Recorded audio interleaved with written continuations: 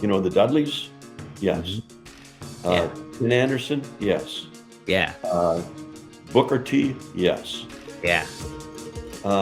After that, if they haven't wrestled professionally and made it to the top, you're wasting your time.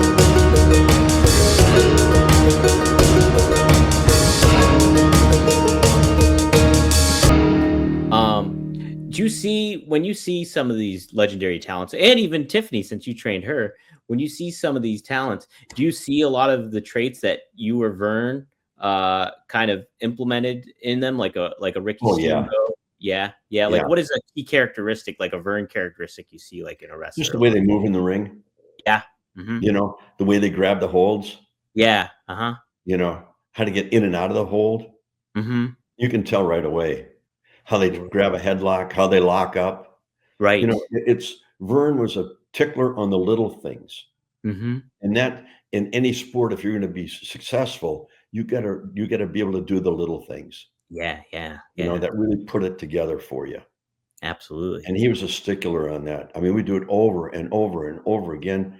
You know, it's like anything. It's like when I played football, you know, you throw the ball 100 times a day, boom, boom, boom, boom, till you don't even have to think anymore. You know where Right. the guy's going to be. You get 3 steps back, and you know the timing, and boom, and away you go. Right. Hmm. Same thing with the wrestling holds, getting in and out of them, and how to control a match. Hmm.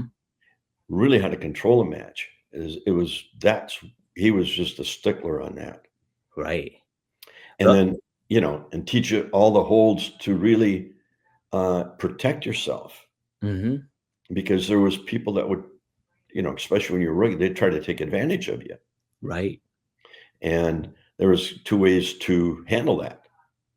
You could either take them down and put them in one of these holds, or you can pop them right in the nose. That's it. One or the other.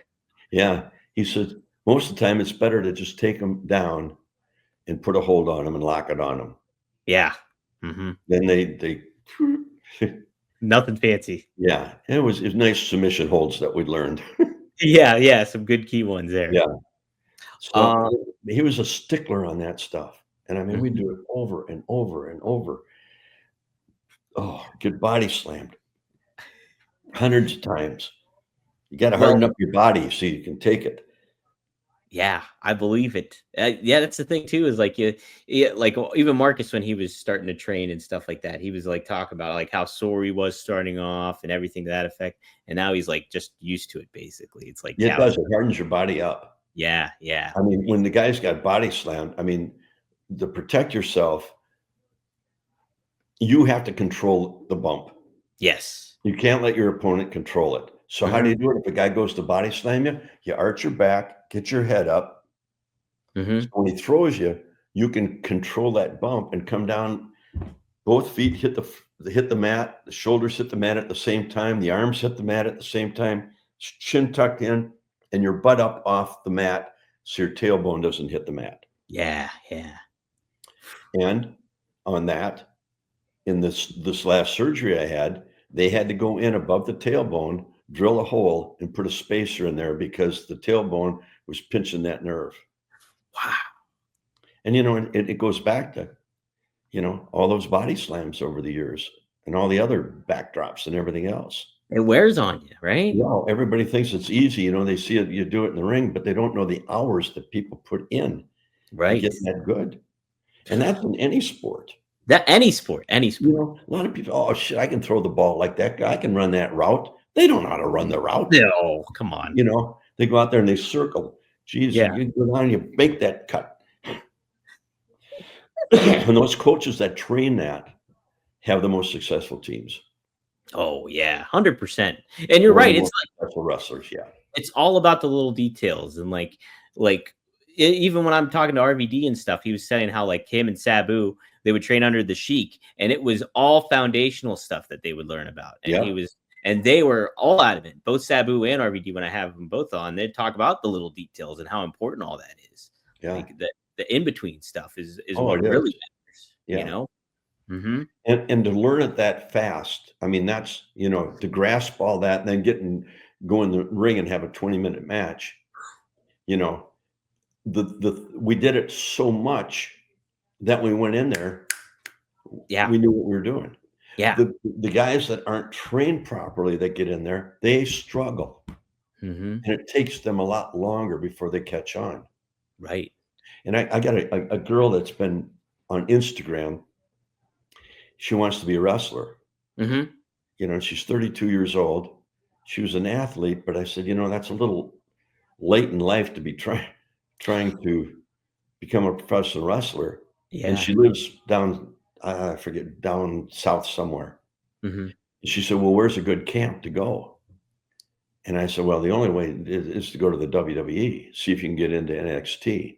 Yeah. And then she sent me a deal. Some guy 2 hours away from her is a trainer, and what gets me is they charge these kids, I don't know, $1,000, $2,000, $3,000 to train them.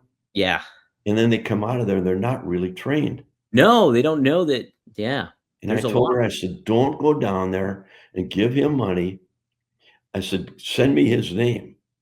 So she got the name. I said, I've never heard of the guy. Do you know who it was? Because it's down in I don't Florida. even know it was some guy. I never heard of the guy. And he's down training people 2 hours away from where she was going to drive back and forth. And I said, I told her, I said, do what you want to do, but be careful. I said, Yeah. I've never heard of this guy. And a lot of these guys, they'll take your money and they'll put you in the ring, but they can't really train you for what's coming up if you want to be a professional wrestler.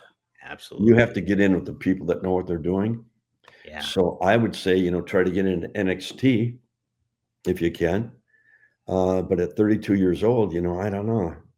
That's a tough, like, because the age is a factor. It comes It into really play, is. Takes and it's longer to harden that body up. absolutely, and like WWE looks at that too, like how much shelf life will you have for them too as a Right. marketable product, Yeah. know? Yeah, I mean, like if she doesn't do something like that, you always want to try to find a name that's recognizable that actually worked in WWE. Yeah. Like the Dudleys, they have their thing, or Yeah. Kane. No, that'd be a good one to go to. Yeah, Booker T does his thing in Houston. In Houston. Yeah, Ken Anderson, obviously up in Minnesota. Yeah. Ken. Ken does a good job. Ken does a good job too. So it's like you want to if you're doing some training, you want to find people that have actually been there and done that before. Yeah. And really know how to prepare you for what you're going into. Right. People watch it. Oh, I can do that. No, you can't. No. Same guys. Oh, I can shoot a basketball. Like, no, you can't. The funny thing is, Greg, is so when I was in Vegas with Marcus and another younger wrestler named Kanan Christopher, who's amazing. He looks like Barry Windham. He's really good. Uh-huh. But they were showing me on the hotel bed how to take a bump, and so they were like they're like, okay, you gotta like disperse your hands at the same time, like kick your feet up, like that kind of thing. I'm trying to do it. It's tough. It's tough even on the bed. Well, I can tell you the easiest way is if somebody pick you up, arch your back, keep your head up. Yeah. And when you go, lay yourself out, tuck your chin in, hit the mat, your hands and your feet and your ass up all at the same time. All at the same time. Boom. Bam. Boom. Disperse the weight. Boom. Yeah. We'd lay on the mat and do that, hundreds of those. Oh, just laying on the mat and kicking yourself up and, that's interesting. So just not even taking the actual bump, but just laying on the mat. No, we do it on the mat first. Oh, that's a good idea. Boom, get your butt up, get your chin up, tucked in. Everything has to hit at the same time. That way your whole body absorbs the shock of the impact. Yes. And I mean, I watch kids go in there and get body slammed. I watched one kid, Mad Dog, broke the kid's neck. Really? It wasn't he. He body slammed him, and the kid didn't lift his head up. He tucked down, because he wasn't trained properly. Yeah. And that's why anybody out there that wants to be a wrestler right now, the Dudleys, yes. Ken Anderson, yes. Yeah. Booker T, yes. Yeah. After that, if they haven't wrestled professionally and made it to the top, you're wasting your time. Absolutely. I mean, there's so many wannabes out there, and they wrestle these independent things, and the kids aren't trained right, Mhm. and then they try to train somebody else, Yeah, and it's bad they habit never after make bad. it. And it Yeah, just that bugs me more than anything. yeah. You know, if I had the wherewithal, if I could do any of that anymore, I that's what I would do. Mhm. Yeah.